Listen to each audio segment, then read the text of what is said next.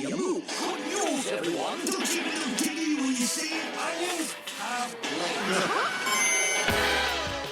Welcome to 20th Century Boy. My name is Mike Jack Horseman, and this is the inside of my mind. Mike Jack Horseman is a variation on, because sorry guys, welcome to the podcast. Every week I do a different variation on the name Radio Mike, and they're becoming more creative. They're user submitted, listener submitted, I should say. That one in particular came in from Radio Gannonbort, long-time listener of the show. Welcome to the radio family, Radio Gannonbort. But he actually said that I should do Rojack Morseman, so it follows the RM theme of Radio Mike. But I just, being the innovative creator that I am, I decided, nah, you know what? We're just doing Mike Jack Horseman. BoJack Horseman, great show, by the way, which I suck at finishing TV shows. I did want to talk about this at some point in some way. I love BoJack Horseman. I love BoJack Horseman. But this is the dilemma I get into when it comes to TV shows that basically. And my name is Radio Mike, by the way. Welcome to my podcast, 20th Century Boy, a podcast about me, Radio Mike, where I talk about my life as a young writer, producer, and comedy kind of person from here in Melbourne, Australia. Quick detour. Because BoJack Horseman was a Netflix original animation that was really good. Great themes on celebrity culture and mental illness and everything in between, right? And it would come out season by season, year after year. And I haven't seen the last season, but I don't know where I'm up to. And I don't want to start again at the last season, which I think I'm up to because I don't remember what happened. But the paradox is I don't want to start from the start because I've already seen the start and I don't have time to watch something I've already watched. This is my dilemma. The dilemma that there is too much stuff to consume now across every medium, whether it's TV shows, movies, podcasts, video games, music, albums, YouTube, whatever it is. There's too much to consume. I don't want to rewatch stuff I've already watched because I'm going to die eventually, and I don't want to waste time on stuff I've already experienced, right? So I know, some of my favorite movies of all time, I will probably never watch again in my life. Fact. The only one I think I will watch until I die is The Emperor's New Groove. All the other movies, all my other favorite movies, I probably will not watch again in my life because I only want to watch new movies because there is no point rewatching old stuff. And that is why every time I'm like, oh, I've got to finish BoJack Horseman, right? I'm just like, yeah, but I don't even know where I was up to. And I don't even know, if I start at the last season, I'm going to not remember anything that was happening. Maybe I need to watch, recap videos that, recap everything that happened. Maybe I need to do that. But, yeah. So I guess the whole point of that little thing was that eventually I would like to finish BoJack Horseman. But today my name is Mike Jack Horseman. Great show. I don't even remember the last thing I remember from that show, if you haven't watched it. I don't remember what it could have been that, I seriously just have no idea. Anyway, guys, not really important, is it? What is important is this podcast and what's been happening on it. And this is going to be a big show this week. First of all, because a lot of this stuff is linked, I guess I'll start with just essentially how awkward I am and this awkward thing that happened to me that I just can't, I can't stop thinking about it. And I do eventually want to get to the bottom of it, but I don't know if it's possible. Currently, because my day job, in inverted commas, my day job is that I produce podcasts for people. So I have a bunch of clients and I sometimes just pick up freelance clients that I produce podcasts for. Currently, I am working on a podcast for Mecca, which is a cosmetics company. I believe it's a worldwide company, but it's definitely Australia. I don't know. Mecca. Producing a podcast for them. And so basically I'm at their headquarters and we're recording a podcast. And before I go in, I go get myself a latte from the local cafe and I bring it in. I'm sipping a latte. Usually I get, latte. If it's in the middle of the day, like midday, which it was, I'll get a 1 sugar in it. Any other time, no sugar. But middle of the day, I'll get a sugar, right? Just as a pick-me-up, get it all to pick me up. And so basically, I'm in there recording with them, and I've got my coffee, obviously. And then we stop recording because they're having a guest on. The guest comes in. I say hi to the guest, hey, showing them how to use a microphone and everything like that. Now, that guest, she has a coffee with her that she brings in. And she puts her coffee down and sits down and gets ready to record. What happens next is I go to get my coffee. I pick it up. I take a massive gulp in front of everyone. There's like 4 people in the room. They're all kind of talking and a bit distracted. So I take a massive gulp. I put it back, right? I realize immediately from the taste of said coffee that this is not my coffee. And I have taken a gulpful of someone else's coffee, this woman who's just come in. And I know because it's black coffee, right? There's no milk in this coffee. It's very strong. I'm like, this is not my coffee. Then I look behind, I look around and I'm like, I've taken a sip out of her coffee by mistake, right? Kind of her fault because she put her cup right next to mine, but still I should have checked before I took a sip out of my coffee. Anyway, I kind of look around and I'm like, I have 2 options here. Option 1 is to bank on the fact that nobody saw this happen and just ignore it, put the coffee down quietly and pretend that nothing happened. Option 2 is jokingly, well, not jokingly, but just like lightheartedly be like, oh my God, I am so sorry. I've just taken a sip out of your coffee. And I guess I guess option 2 now in retrospect is the best option because 1, you clear it all up, right? If they did see you but didn't want to speak out about it, you're the bigger person, you clear it up. I'm so sorry. I've made this mistake. I'm really sorry. I can buy you another coffee. They'd probably say, nah, don't worry. All good. Ha ha ha. Don't worry about it. It happens, right? No harm done from anyone. Whereas the option I chose was to put it back awkwardly and say nothing, look around at everyone. And my assumption was based on the information I got that nobody saw it happen, right? So I'm like, I think I'm safe here. I don't think anyone saw the coffee incident go down. I think I'm in the clear.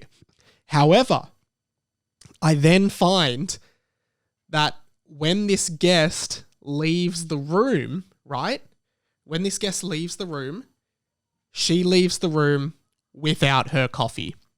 And a pretty full coffee, like a full, like 80% full coffee after my gulp, right? It was a new coffee, very hot, very warm. And I guess my thing is I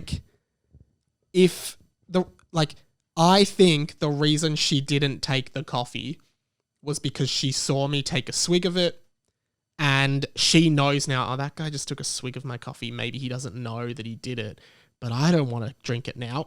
Totally fair. COVID times, boy cooties, all of the above, right? But at the same time, I feel like a jerk because I should have done option 2 where I say, I'm so sorry, I've taken a sip out of your coffee by mistake. It's happened to me before. Someone has done that to me before. I didn't care at all. So she probably wouldn't have cared. I just wanted to save myself the awkward experience. And I thought I got away with it. The reason that I thought I got away with it because I didn't think she saw. But I'm calling into question why she didn't take the coffee at the end.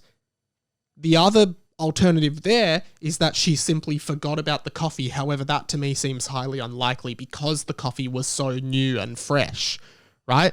It wasn't like an old coffee. It almost felt like the coffee was specifically bought for her to have during the podcast recording. And so now, this was Friday. I'm recording this on a Sunday. It hasn't left my mind. It is the only thing I have thought about all week, this coffee.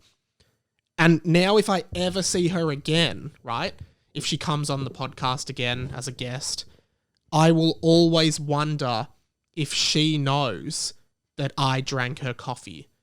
She must, and I feel terrible about it. And this is this podcast is the inside of my mind, and this is the inside of my mind. This story over and over again.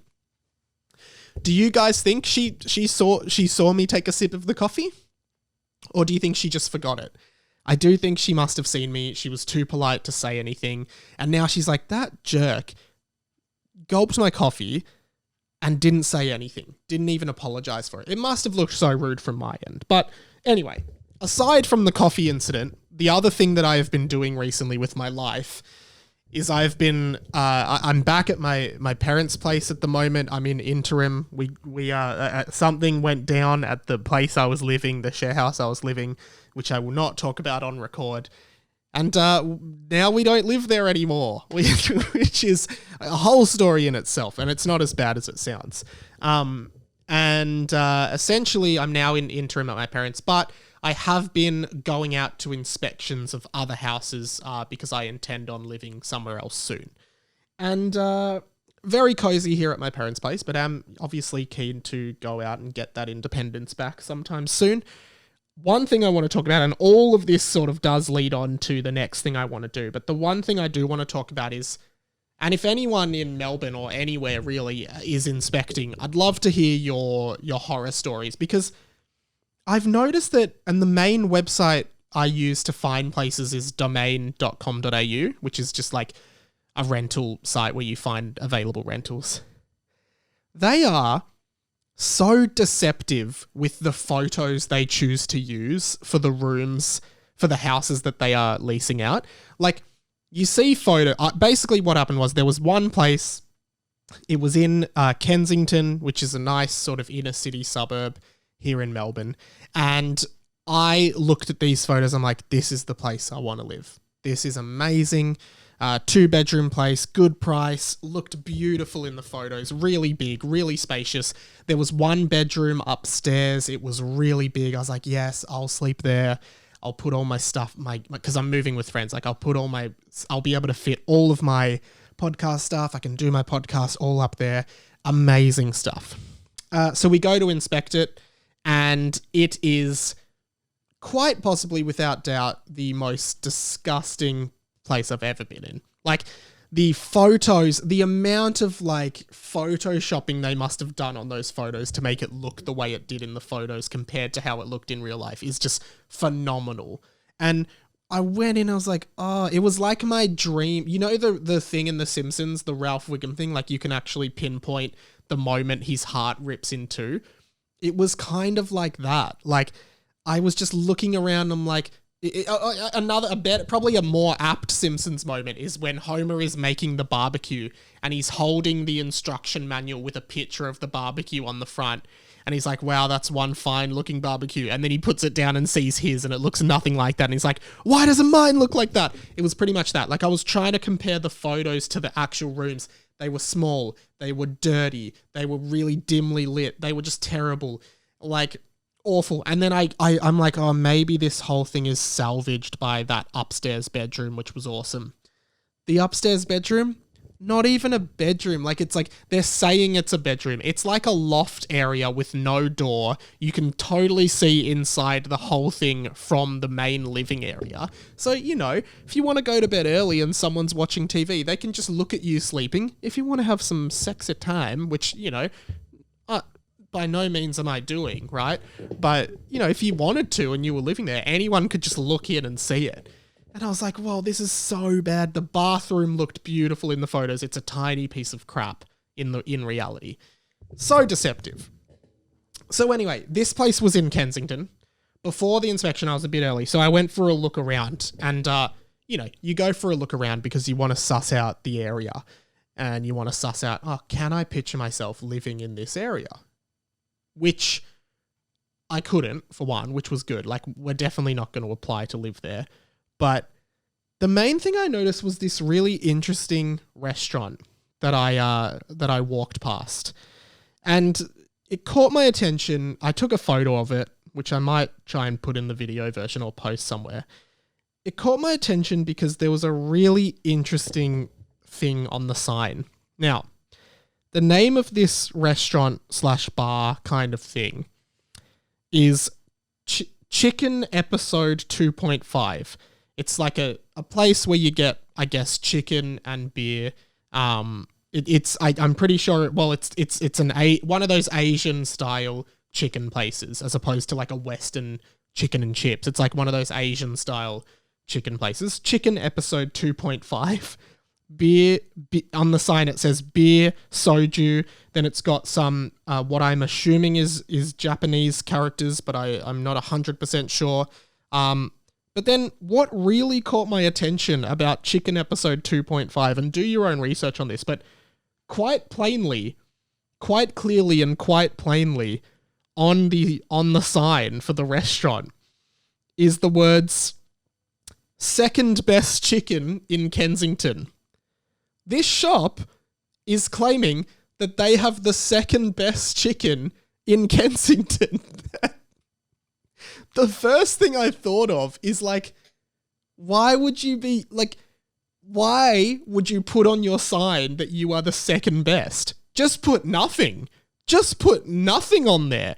Don't even say where you are in the rankings of chicken in your suburb, because Kensington is not a very big suburb. So if you're saying that you're the second best in Kensington, my natural inclination as a consumer of chicken is to go to your store and say, hey, I saw you're the second best in Kensington.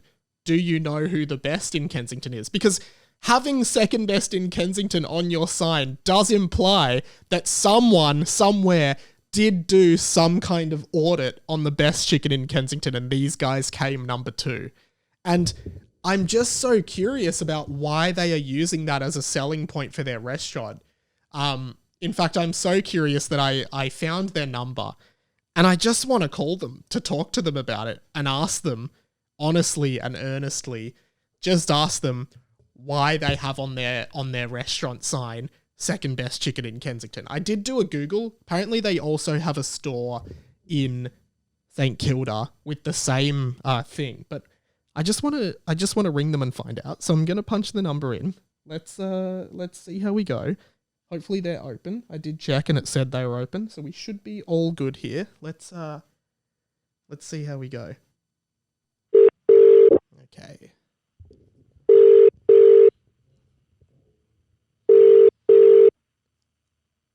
It's ringing. It's ringing.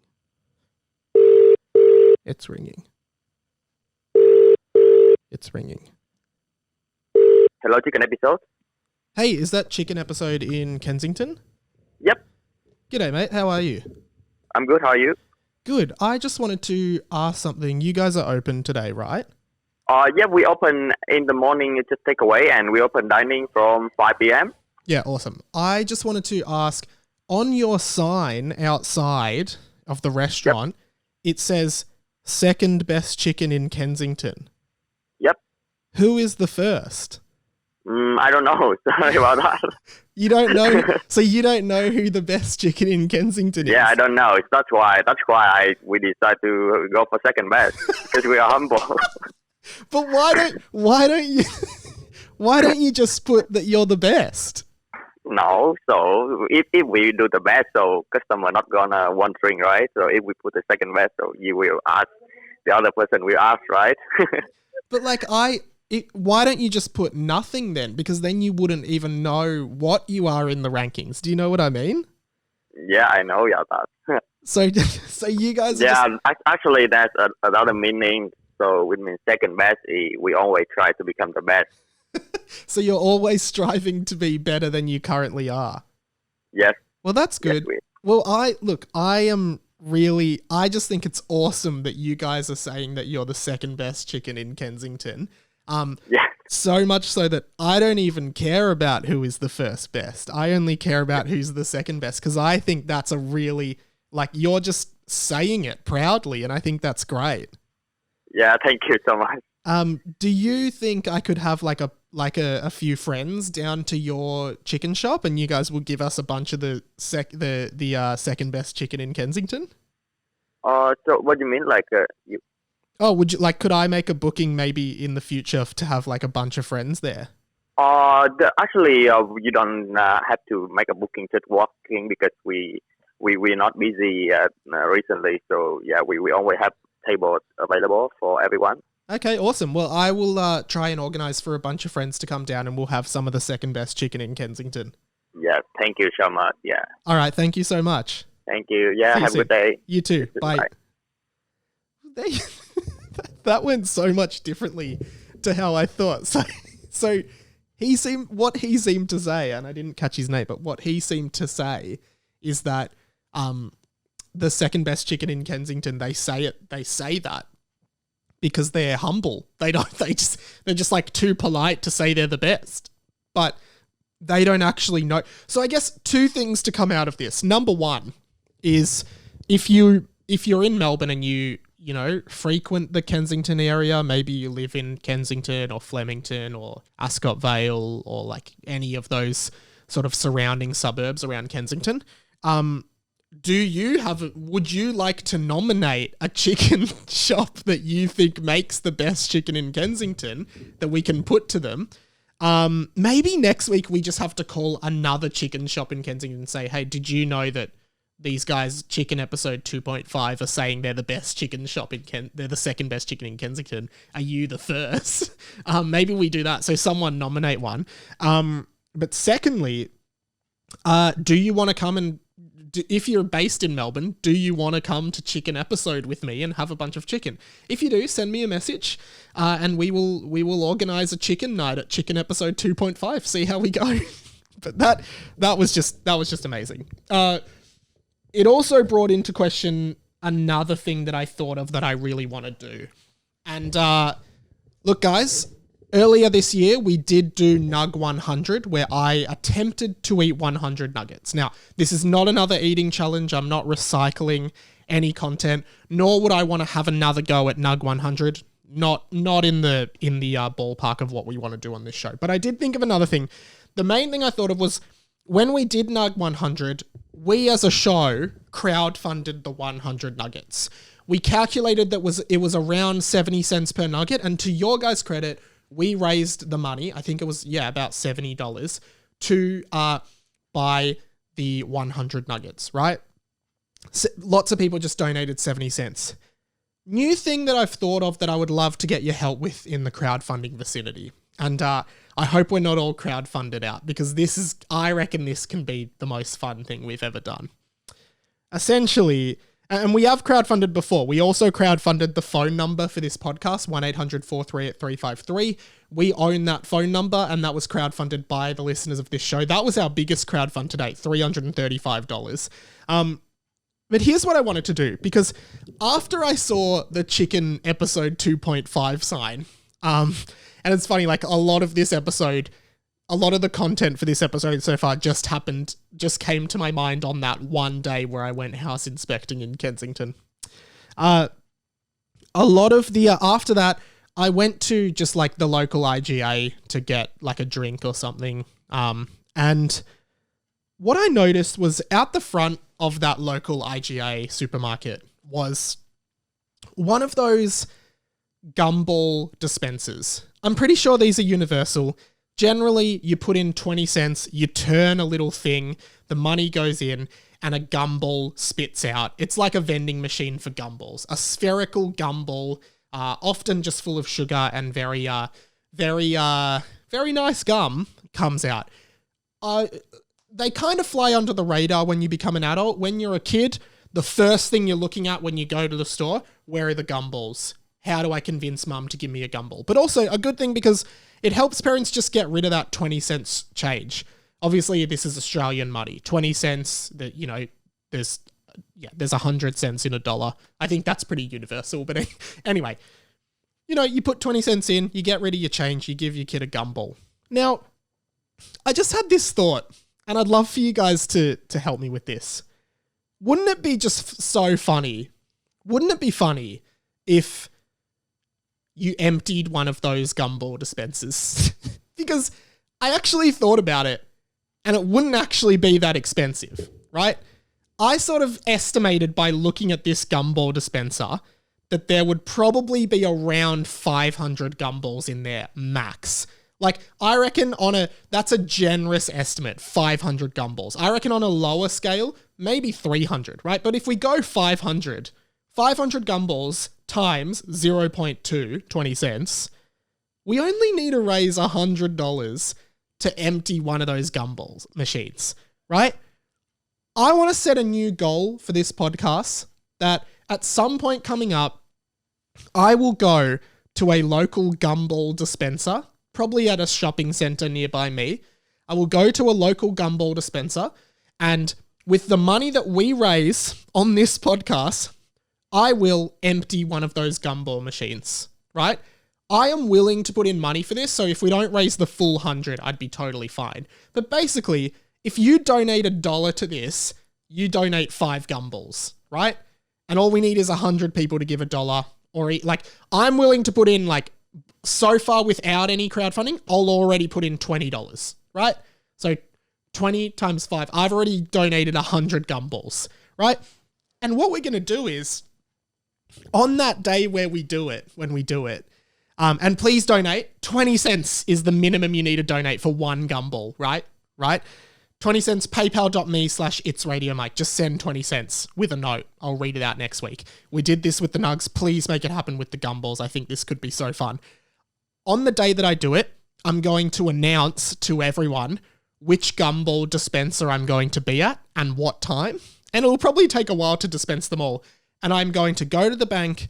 I'm going to get all the money out as 20-cent pieces, and I'm going to stand there all day with the 20 cents, rotating the thing, getting the Gumball, and handing them out to the listeners.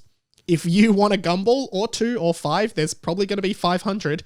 You can meet me at this place, wherever it is. I need to scope out Gumball dispensers in Melbourne, and we are going to empty the Gumball dispenser.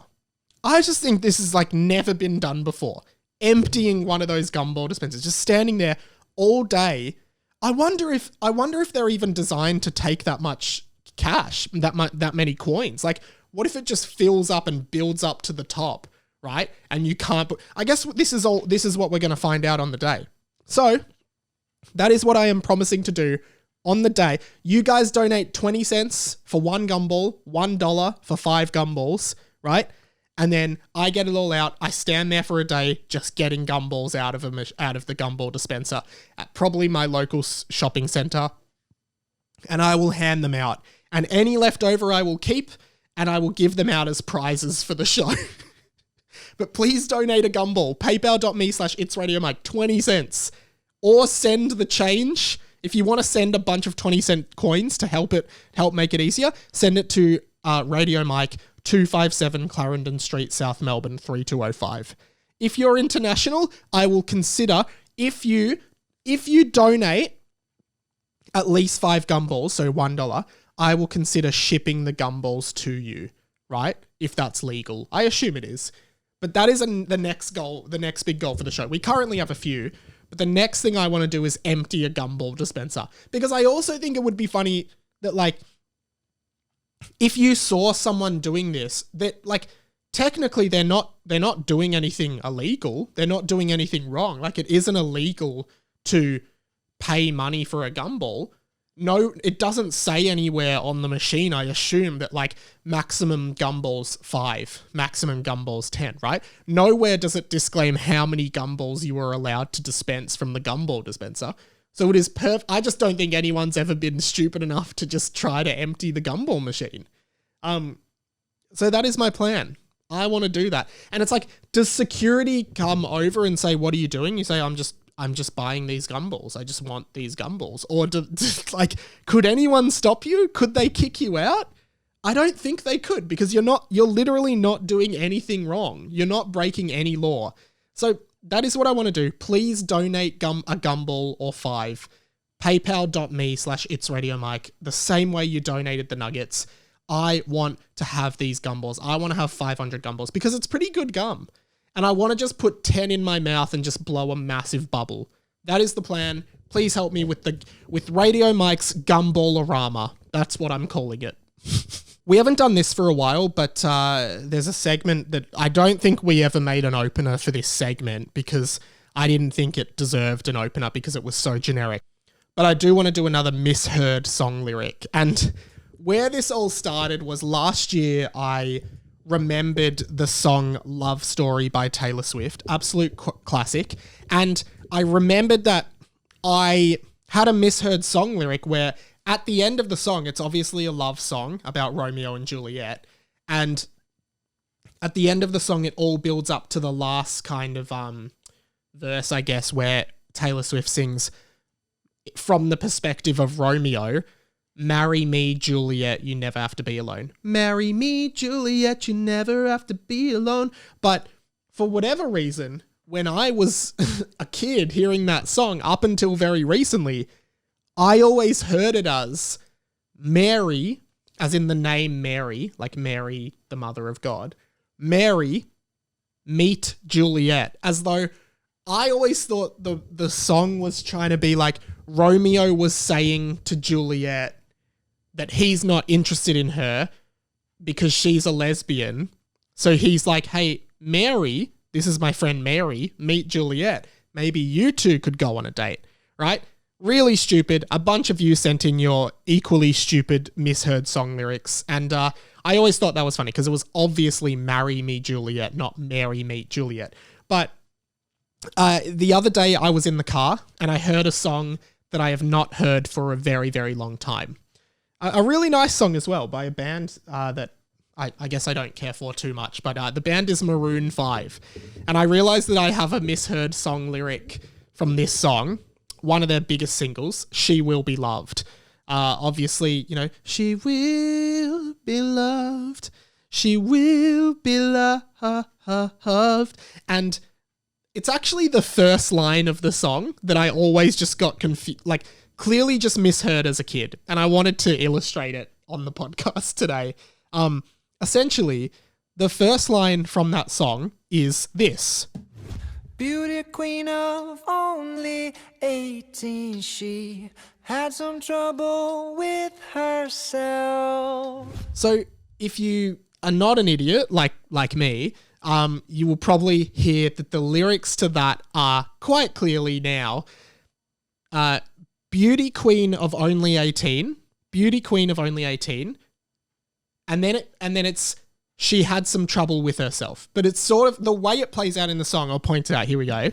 Beauty queen of only 18, she had some trouble with herself. See how the she kind of happens it should happen in the same sentence as she had some trouble with herself, but it's kind of like it's ending the sentence of beauty queen of only 18, she. So it's basically like beauty queen of only 18, she had some trouble with herself, where it would make more sense to sound like beauty queen of only 18, she had some trouble with herself. Here one more time. Beauty queen of only 18, she had some trouble with herself. Now, when I was young, and I still remember, actually up until very recently, I actually thought, this is not a joke. I am not joking about this. Please don't think this is made up. It's not. I actually believed that what was being sung there, because of the placement of the she, right? I believed that what was being sung in that song was, and this is so embarrassing, I thought it was beauty queen of only 18 sheep, right? And so I thought it was beauty queen of only 18 sheep had some trouble with herself. And I guess I thought that the beauty queen was like a shepherd and she only had 18 sheep in her possession. Like she was a farmer, a beauty queen who was a farmer that only had 18 sheep in her herd, which I guess I thought in the world of farming was a small amount of sheep to have. So like beauty queen of only 18 sheep had some trouble. So for whatever reason in that, whenever I heard that song when I was younger, I was like, this is a song that he is singing to a shepherd, like a woman shepherd who only has 18 sheep. And of course we all know that is not enough sheep. And now looking back on it, that's such a stupid interpretation of the words. But listen to it. Beauty queen of only 18 sheep had some trouble. Like, it could fit. It could definitely fit in that kind of context. So I'd love to reopen this. Please send in any Misheard song lyrics. If it's as good as, Mary Meet Juliet or Beauty Queen of Only 18 Sheep, please send them in. I would love to have some on next week's show. But the main thing that we need to get to, and I've realized that this has just gone on for far too long. It is the segment, This Movie, that I think you'll like, which I refuse to play the opener for this week because the segment has been made a mockery of for too long now. And I will give everyone a chance to speak, but here's what's been happening. The segment, I have to recap it every time. The segment, which is based on the Vance Joy song Riptide, in which Vance Joy sings, "There's this movie that I think you like. This guy decides to quit his job and heads to New York City."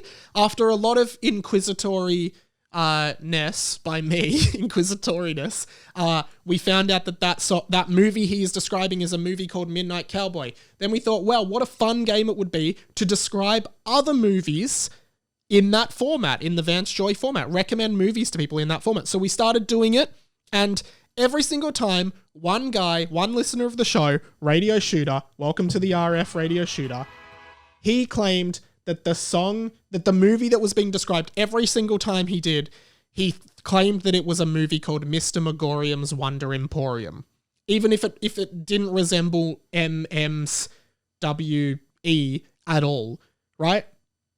I started to think that this guy, Shooter, I started to think he was making a mockery of the segment. I accused him publicly of doing so on the show. Radio Kira, a begrudging welcome to the RF again, Radio Kira.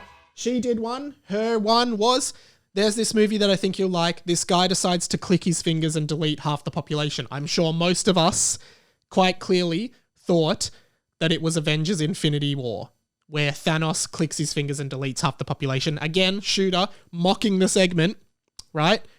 He decides to submit Mr. Megorium's Wonder Emporium, to which Radio Kira claims is the correct answer. None of us have seen Mr. Megorium's Wonder Emporium, so how can we know? I still think this is all BS, and I have decided that we will no longer run the segment, This Movie That I Think You'll Like, until Mr. Megorium's Wonder Emporium has been watched, so we can prove once and for all that Shooter was making a mockery of the segment. Shooter has sent in another message. Shooter, you are welcome to have your say as always. G'day, Mike. Happy 25th birthday, mate. It's Radio Shooter here. I just don't understand what all this fuss is about, and you sort of talking about making a mockery of the show. I'm just trying to play along and guess the movie that you think you'd like. It's a really tough game, mate, and I've seen plenty of movies in my time, and I haven't seen Mr. Megorium's Wonder Emporium, so it just makes sense, for me to guess it. I mean, where do you get off, mate? I mean, you invite people to call up on the show and have a guess, and then you start a task force to insult them and suggest they're making a mockery of the show when they get it wrong. So, really disappointing, mate. Okay, so Shooter's disappointed. He also followed up with a second message. Oh, Mike, Shooter here again. Forgot to put my submission in for this week's movie that I think you like. Yeah, Mr. Megorium's Wonder Emporium is my guess. Cheers. Bye. Another mockery of the show. Kira also sent in a message. Before we get to that, I also got a voice message from an anonymous person. This is that message.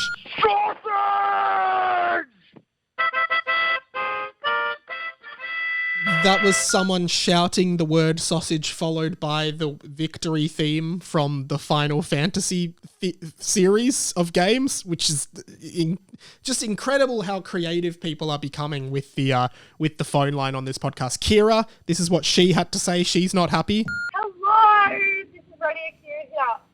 Just listening to the newest episode of the pod, and I have a few things to say. Well, firstly, before I forget, I want to say I would really like to join the Monopoly game. So I think I should be the final player of the Monopoly game because that would be super fun. And I live in Melbourne. Secondly, I would like to touch on this issue between Radio Shooter and you, Radio Mike.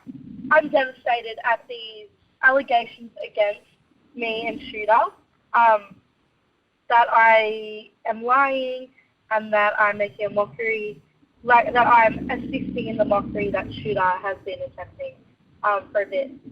I would like to say that that was never the intention, and also I stand by my decision that Radio Shooter was right, and it was just, it might have just been like a coincidence that he was correct, but I still believe he was.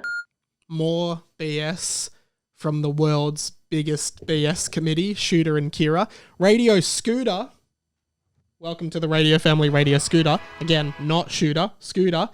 He wanted to voice his thoughts on this. Hey, Radio Mike, it's Radio Scooter here. Not Radio Shooter, specifically not Radio Shooter. They do sound the same. I wanted to call in and say I really want to back up Radio Shooter. I think he's done a fantastic job. Well done on guessing Mr. Megorium's Wandering Poem. I was so impressed. I couldn't believe it. He nailed it, dude. He absolutely freaking nailed that. And I think he might nail you at Monopoly as well. So, come on, Radio Shooter. Okay, so a lot of the support is behind Radio Shooter. That is fine. So, a few things there. Kira did point out that she wants to be part of the 20th Century Boy Monopoly mix-up. It is where I am playing 3 listeners in Monopoly because I've never lost a game of Monopoly. So that will be happening soon. We now have our 3 competitors, Radio Whitey, Radio Shooter, and Radio Kira. I will figure out the logistics behind this. We will play Monopoly. That sounds very fun. Then, obviously, where am I at here? My mind has suddenly gone blank. That's okay. We can edit podcasts, but I probably won't edit this out. Oh yes, of course. Shooter. During this week, for next episode, I am going to watch Mr. Megorium's Wonder Emporium. And I will know for certain that whether or not someone clicks their fingers and tries to delete half the population in that film. I will be watching it in the next week. Other listeners of this podcast are welcome to watch it. I don't know where you can find it. Probably I'll use Just Watch right now. Just Watch is like a website where you can find out where you can stream it. So Mr. Megorium's Wonder Emporium Just Watch is on HBO Max, which this is America. Sorry guys, this is just a little bit of a hurdle. Australia, Stan. It is on Stan here in Australia. So there you go. If you've got Stan, you can probably watch Mr. Megorium's Wonder Emporium. I will be watching it. And then we will settle it over Monopoly. I'm looking forward to wiping the smile off your face over a Monopoly match. So I will hopefully speak to you guys next week. Until then, this movie that I think you'll like is on an indefinite hiatus. The only way it will come back is if we can get Vance Joy to do a live one on the show, which is one of the show goals. Usually, we have the 20th Century board behind me for the video viewers. That has all the goals listed on it, but that is just in the move. The 20th Century board has gone missing. So if someone has found it, they've just got a list of goals for this show on it, but they may have, I guess they might have rubbed it off. I don't know. So that'll be coming up soon. One more thing before we do the plug. Pat, who works on this show, he is one of the producers on the show, does a bit of work, does all the TikToks, TikTok Radio Mike, does all the reels on Instagram, instagram.com/radio.mike, sorry. Pat was critically acclaimed the other week for his Hagrid impression over on the Harry Potter and the Boys podcast. So I actually wanted to set Pat a little challenge that he could do for all the listeners, because in the time I've known Pat, it has come to my attention that he does a lot of impersonations of different pop culture based characters. So I want to get Pat on the line really quickly now and set him this little challenge that I've got. Okay, it's ringing. Let's see if he picks up. He did say I could call him anytime. He doesn't know what this is about. It's ringing. It's ringing. Hey, man. Pat, how are you, man? Good. You're on the pod. Say hi to the listeners. Hey, listeners. Are you okay? You seem a bit down. Yeah, I just heard that you did a really big poo. Ah, sorry, man. Hey, I've got a challenge for you for the podcast. Yeah? Everyone was really, really stoked with your Hagrid impression over on the Harry Potter and the Boys podcast, right? Really? Yeah, people thought it was really good. And I wanted to set you a little challenge, if you're up for it. Okay. What are some of the other impressions that you do? I know you do Joe Swanson, who is the Oh no. the wheelchair character in Family Guy. Do you do any Hey, others? Patter. Do you do any others? What can I do? Well, yeah. I mean, I guess I showed my Harry Potter, Hagrid. That was really shit. Hang on. What do I do? You don't have to. You don't have to show them off at the moment, right? But what the challenge I'm going to set for you is, I want you to